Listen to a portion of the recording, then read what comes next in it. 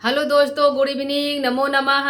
आप सभी का आपके अपने यूट्यूब चैनल EMS क्लासेस 1 में मैं माला मैम आप सभी का हार्दिक स्वागत और अभिनंदन करती हूँ अपने इस क्लास प्रश्नोत्तरी में। ठीक है, जो प्रश्नोत्तरी हमारी चल रही किराता अर्जुनियम की, इससे पहले हम जो है प्रश्नोत्तरी के रूप में नीति शतकम को पढ़ लिया है।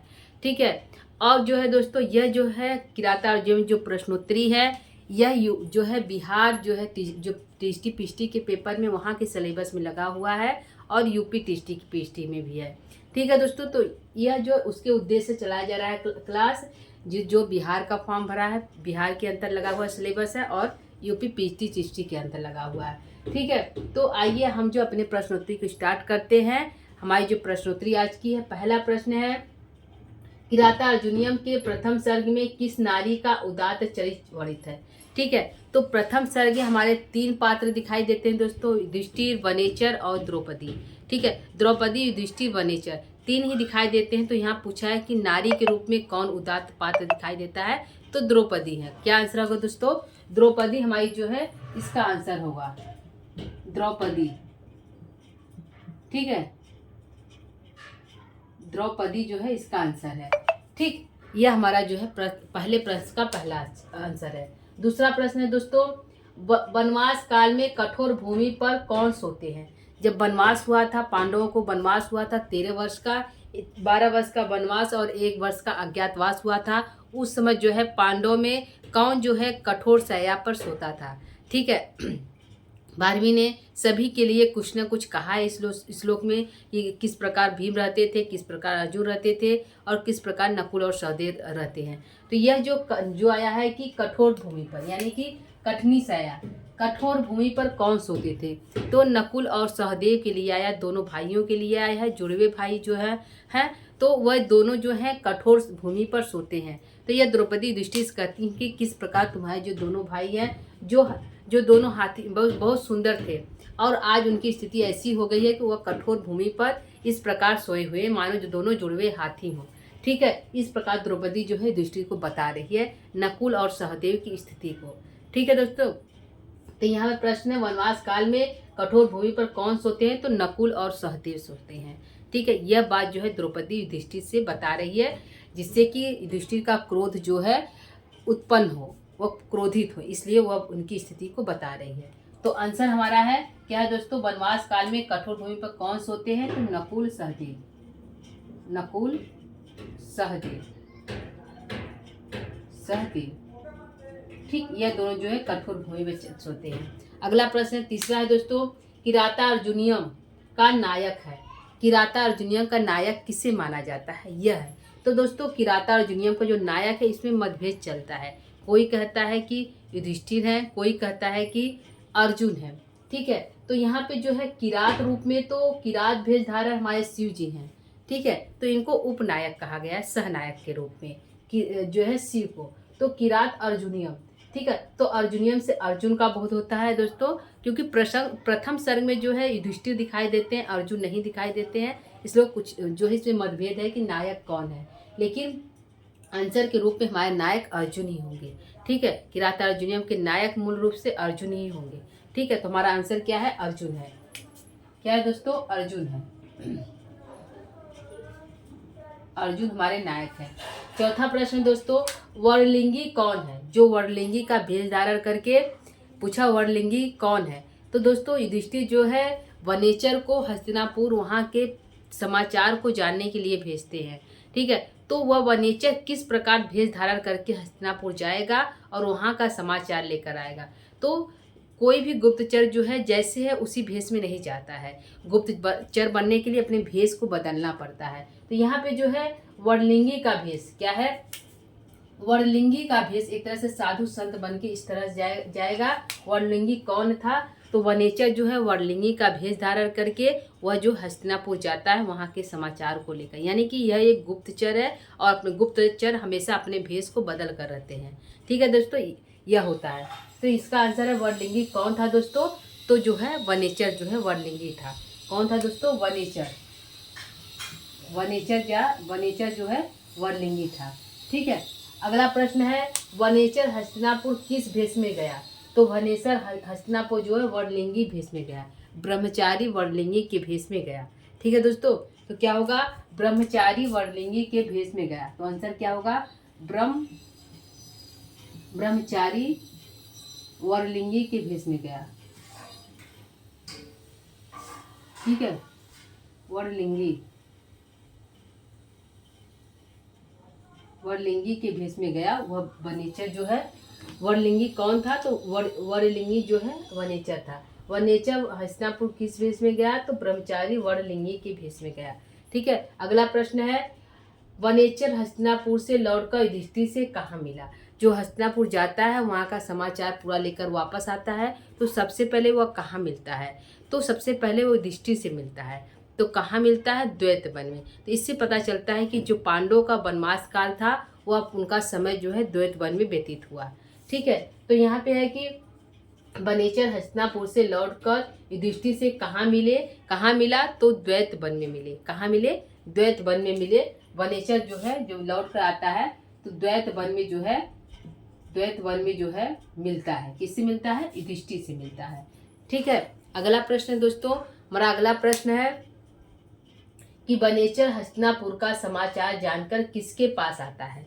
ठीक है, तो वनेचर जब हस्तिनापुर जाता है तो वहाँ सारे वृतांत सारे समाचार को सुनकर युधिष्ठिर के पास द्वैत वन में सकुशल लौट आता है। ठीक है, क्या करता है, सकुशल लौट आता है। तो कहाँ हस्तिनापुर समाचार जानकर किसके पास आता है, तो युधिष्ठिर के पास आता है। किसके, युधिष्ठिर के पास आता है, युधिष्ठिर के पास लौट आता है। ठीक है, कहाँ आता है, द्वैत वन में आता है। दोस्तों इंपॉर्टेंट क्वेश्चन है, पूछा जाने वाला है और पूछा भी गया है। ठीक है, तो इस पर क्वेश्चन पर ध्यान दीजिएगा। अगला है, अवंती सुंदरी कथा के अनुसार वनेचर रहने वाले थे। जो अवंती सुंदरी कथा है उसमें जो है के अनुसार भारवी रहने वाले थे। कहाँ के रहने वाले थे। ठीक है दोस्तों, यह क्वेश्चन है कि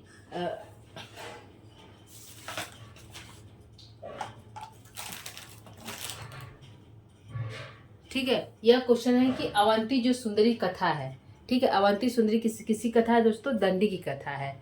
ठीक है, दंडी इनके पपौत्र है।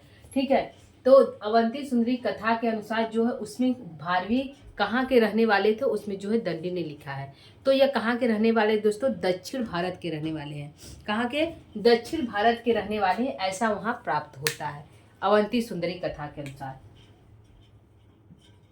दक्षिण भारत के रहने वाले थे, दक्षिण भारत के रहने वाले थे भारवी अवंती सुंदरी। ये ध्यान रखिएगा दोस्तों, अवंती सुंदरी कथा के अनुसार पूछा है। ठीक है, तो दक्षिण भारत के रहने वाले थे। अगला प्रश्न है, भारवी की कुल कितनी रचनाएं हैं। भारवी ने कुल कितनी रचनाओं को लिखा है, तो भारवी के एकमात्र कृति है किरातार्जुनीयम, और जो एक महाकाव्य है और बृहत्रयी के अंतर्गत आता है। ठीक है दोस्तों, तो भारवी की कुल कितनी रचनाएं, तो एकमात्र रचनाएं हैं। ठीक है, कितनी है, एकमात्र रचनाएं हैं, एकमात्र रचनाएं हैं, एकमात्र रचनाएं हैं। ठीक है, अगला प्रश्न है, द्वैत वन में युधिष्ठिर के पास कौन आता है। द्वैत वन में जो युधिष्ठिर रहते हैं तो वहाँ पे कौन आता है, तो दोस्तों वनेचर आता है, क्योंकि वनेचर ही हस्तिनापुर जाता है और वहाँ के सारे वृत्तांत को जानकर वापस द्वैत वन में युधिष्ठिर के पास आता है। तो द्वैत वन में युधिष्ठिर के पास कौन आता है, क्वेश्चन है कौन आता है, तो वनेचर आता है। कौन आता है दोस्तों, वनेचर आता है, वनेचर आता है। ठीक, ये आंसर है। अगला क्वेश्चन है, किरातार्जुनीयम के दुर्योधन को क्या कहा गया। किरातार्जुनीयम के जो दुर्योधन है, भारवी ने उन्हें क्या कहा है, क्योंकि महाभारत में दुर्योधन के नाम से ही जो विख्यात है। कौन, कौरव पक्ष का जो नेता, जो धृतराष्ट्र का लड़का पुत्र है दुर्योधन, वह दुर्योधन नाम से ही पूरे महाभारत में सभी लोग जानते हैं। ठीक है, दुर्योधन जो है कौरव पक्ष का था। तो दुर्योधन को जो है भारवी ने अपने किरातार्जुनीयम ग्रंथ में क्या कहा। ठीक है, तो उसको सुयोधन कह दिया। क्या कहा, दुर्योधन ना कह के उनको जो है सुयोधन शब्द से संबोधित किया गया है। तो ये प्रश्न इंपॉर्टेंट हो जाता है दोस्तों, क्योंकि सभी लोग जानते हैं कि दुर्योधन उसका नाम है। ठीक है, लेकिन भारवी ने उनको दुर्योधन न करके क्या कहा, सुयोधन कहा। क्या कहा, सुयोधन कहा, जिसको अच्छी तरह से जीता जा सके, सुयोधन कहा। ठीक है दोस्तों, क्या कहा, सुयोधन, सुयोधन। ठीक है, सुयोधन कहा। अगला प्रश्न है सुयोधन कहा दोस्तों।